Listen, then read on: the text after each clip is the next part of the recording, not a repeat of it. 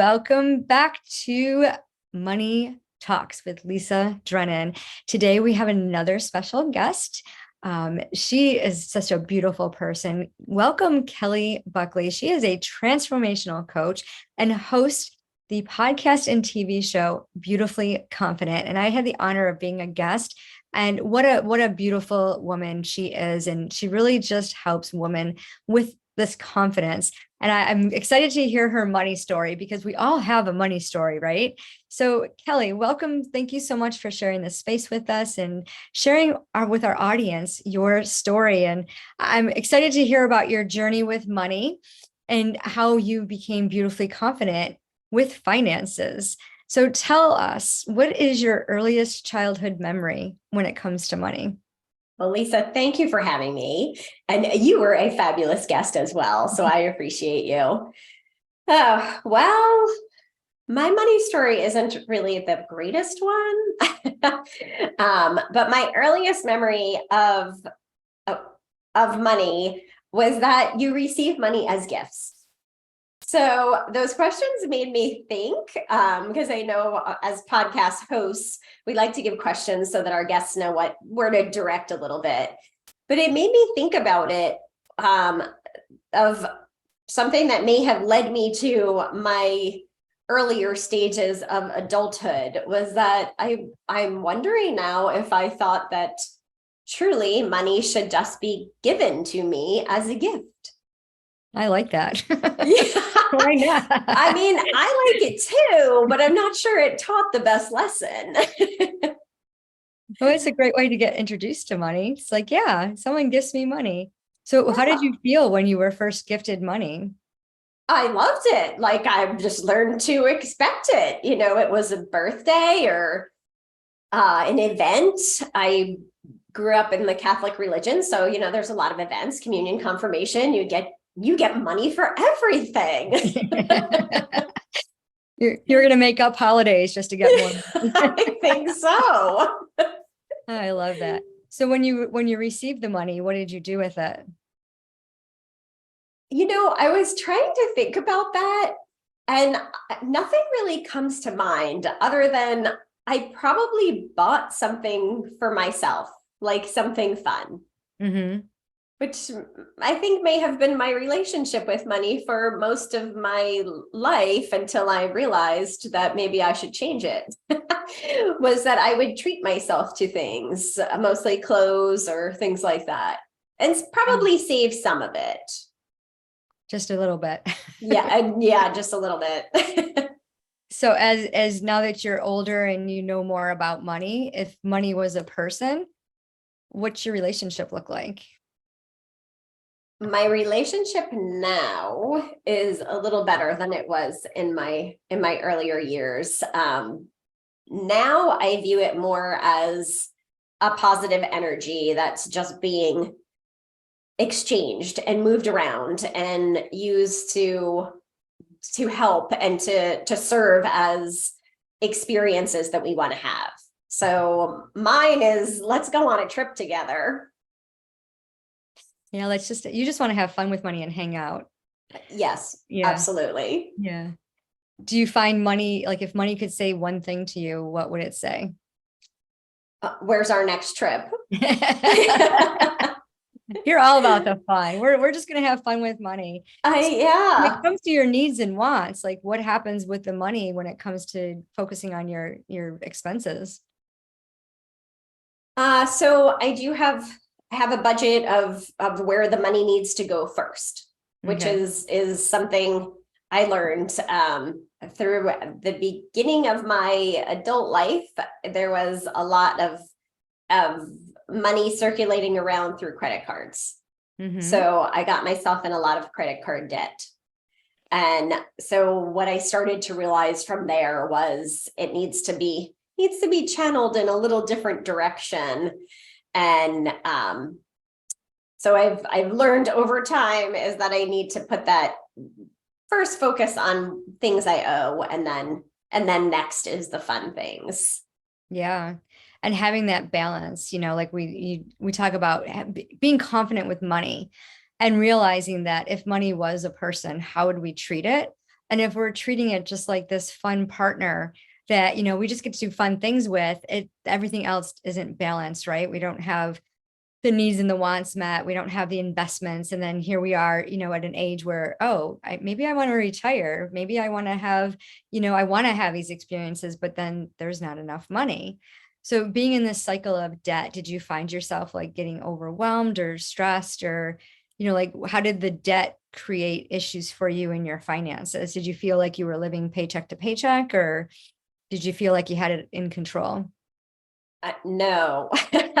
So I actually went through a few different mindsets, and I have been self-employed my entire adult life. Other than I was employed by someone for about 10 years. And so it was all up to me to manage that money. And then for some part of my life, I actually thought, I don't think I'm going to live very long.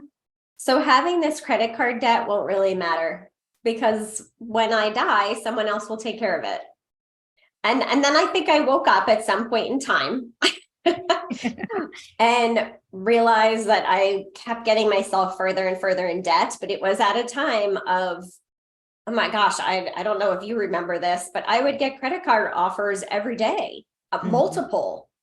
And I thought, if I just, sure, I'll just get another card and put more on it.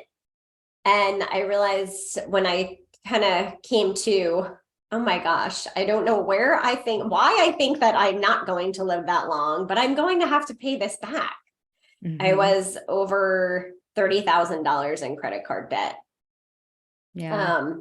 And fortunately, I had a few things happen, sale of real estate, and that I was able to pay it back. And then the next lesson came with the next time I did it. And I thought, oh my gosh. And at that point, I realized, I didn't learn to manage it properly at that point. So the next one was $50,000 in credit card debt. And same sort of things happened, other than that I learned that I needed to figure it out. But I went through a divorce, and I had in my mind, I didn't want to cut back on my kids. It wasn't their fault I was getting divorced, or, their father and I were getting divorced. So why should I cut back on anything for them? That's not fair. So I kept putting things on credit cards until I realized, oh, God's going to keep sending me this message until I get it. And then I was faced with a point of, do I claim bankruptcy? What's the best thing to do? And I mean, my confidence was probably at its lowest level. Because I thought, that's just what kind of thought is that? And I even looked it up and realized that even if it says, this is off your record after 7 years, that it really does follow you around for the rest of your life. And I thought, I can't do that. I don't have it in me to do that. And I really took a hold of my business and started managing it more like a business, as opposed to just a fun time of, I do these things and I bring money in and then I spend more than I have. Yeah. And a lot of entrepreneurs have that mindset. It's feast or famine. They get all this money coming in, and then they think they have to put it all towards debt. And then they try to meet their needs and their expenses, but then there's not enough. So then they rack up more debt. And a lot of it's a money management issue. But a lot of it is, it's not that they don't know how to manage it. It's that they don't want to manage it, because they, one, don't understand the financials. They don't understand, they think it's hard, right? And that's what my specialty is, right? As a wealth activator, it's like, this is fun with finances. And I don't like the word budget. It makes my ears hurt. So we have a money management system. But when you think about that cycle of debt, like that credit card, like I filed for bankruptcy at 22 after being a bankruptcy paralegal. And I was like, my job was to create budgets for people after they filed for bankruptcy. So I knew all of the things. And I remember, standing in front of the judge, and he's like, well, you're so young. He's like, why are you in this position? I'm a single mom, and one of my family members forged my name on a loan that I'm responsible for. And I don't have $32,000 to pay it back. And I'm working 2 jobs as a single mom. I just don't see another way out. And he's like, I want you to go get a financial counseling. I was like, okay. So I did. I listened to him, and then, paying down that debt, I swore never be in debt again, and saved as much money as I could. And then in my 40s, those 0% credit card offers were coming in, and something snapped in me. My husband tells everyone I had a midlife crisis, and I started putting things on and leveraging that debt, got 12 months to pay it off. And then I would get another one. I had 12 cards at one time. And then I knew there was a problem, and I knew how to manage it. I was a financial coach. I've been in finances and industry and insurance forever, right? And I'm like, what is wrong with me? And then I realized that I needed money mindset, and I hired a coach and worked with a coach, and realized that my debt had nothing to do with me. I had the money to pay it, but it was like filling this void, this need, because I didn't have that security blanket that I needed, was missing, and some trauma that I dealt with as a kid. And when I realized that, it was just like, oh, I get to manage this debt. I get to love on this debt. And when we can break that cycle and understand why we're doing it, and if we could just pay attention to money, then we would be able to say, oh, I can have fun with money. I can pay down my debt. I can meet my monthly expenses. So with your debt, with the credit card cycle debt, do you feel confident that you're out of that debt, or do you feel like that pull? Like sometimes I'm like, oh, should I swipe this credit card? And then I look at the bill and I'm like, no, why did I charge it? I had the money. Okay, I still have the money. I can pay it off. But there's this connection between our thoughts and those feelings and that action we take. Do you experience something similar? Yeah, I think so. Because it's like, oh, I don't know if I really want to spend that money right now.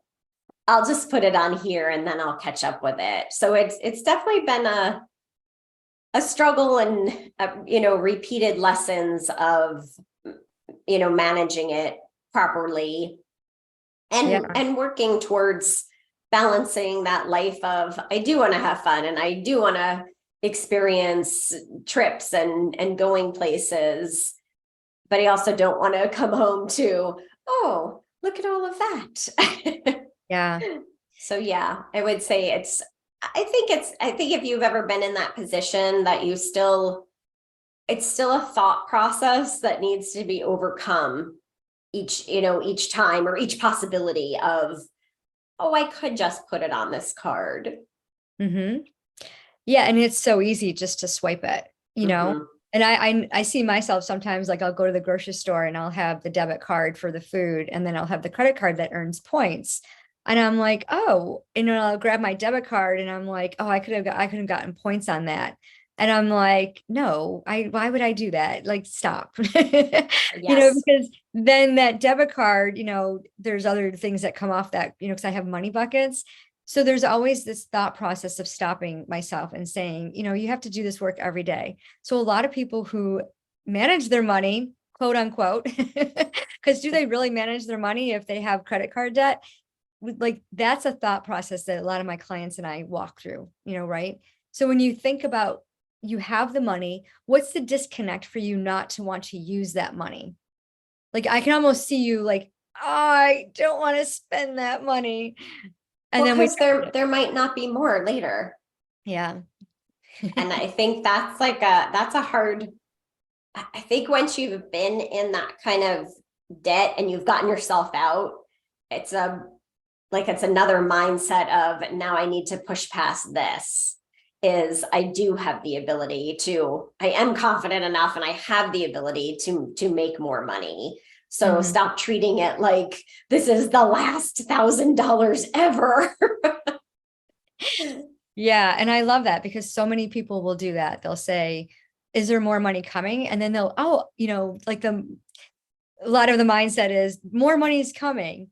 Right. If you take action to get more money. But then when you get more money, like so many entrepreneurs take all of their income and pour it back into their business.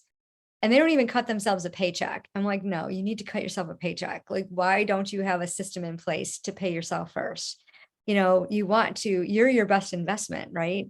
And if you're just continuously working without cutting a paycheck, without investing in your business, I mean, I like to do it by percentages. Some people do it by dollar amounts.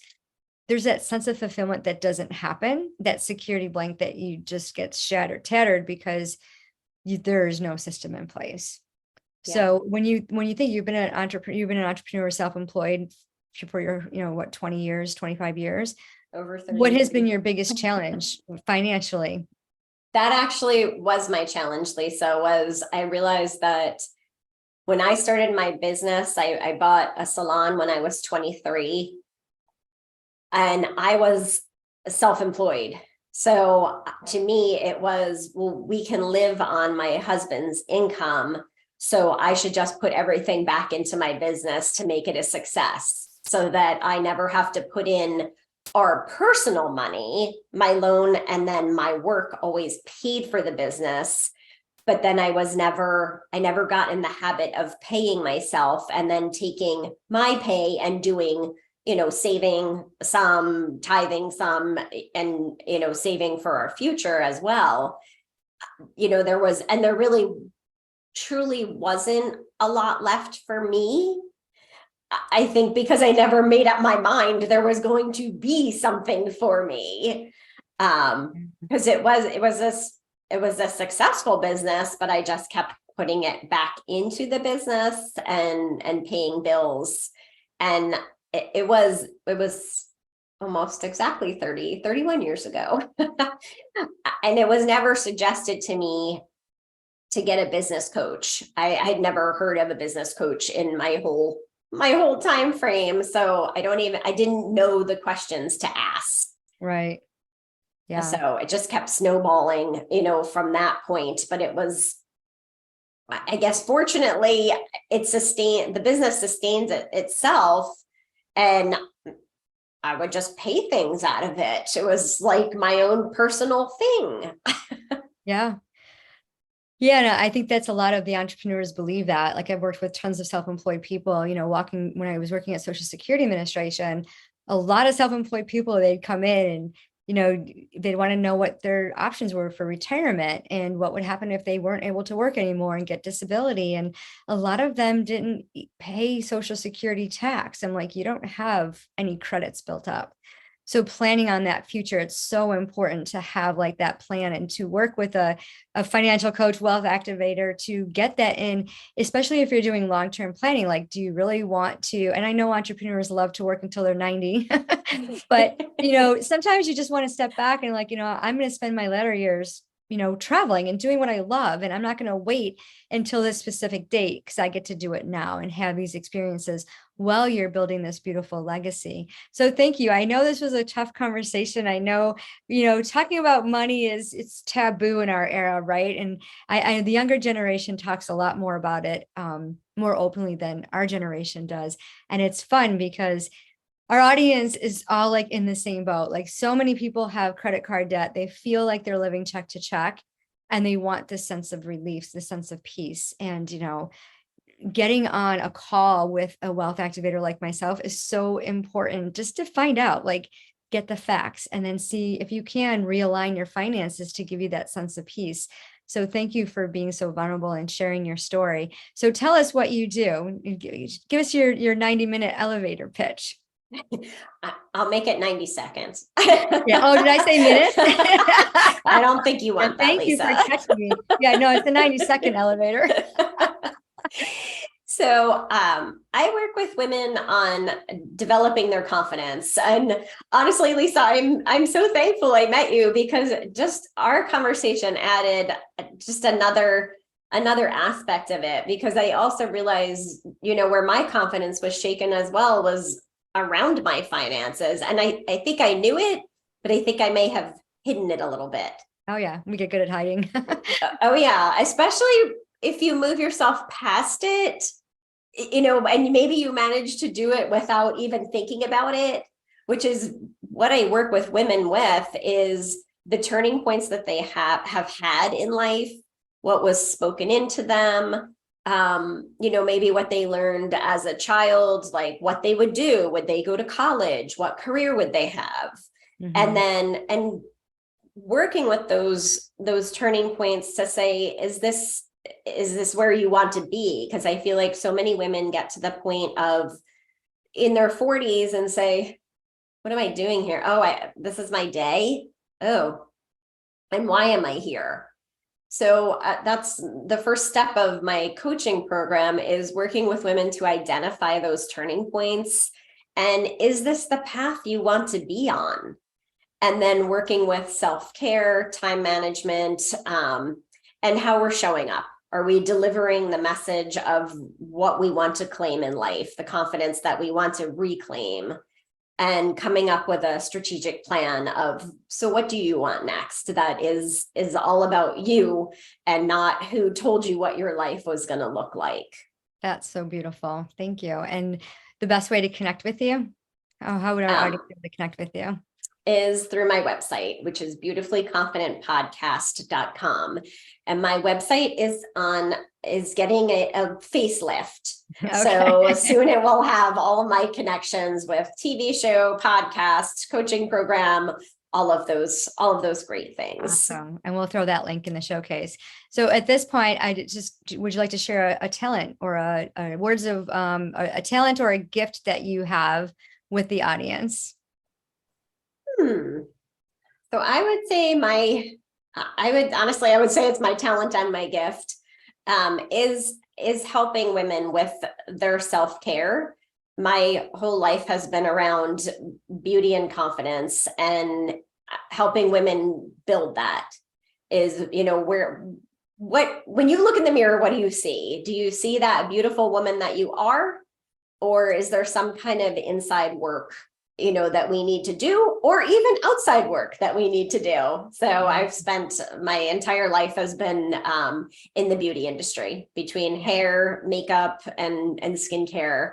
And I love working with women on what's your signature look that you want to have. I love that. That's beautiful. Yeah. I love that. Well, thank you.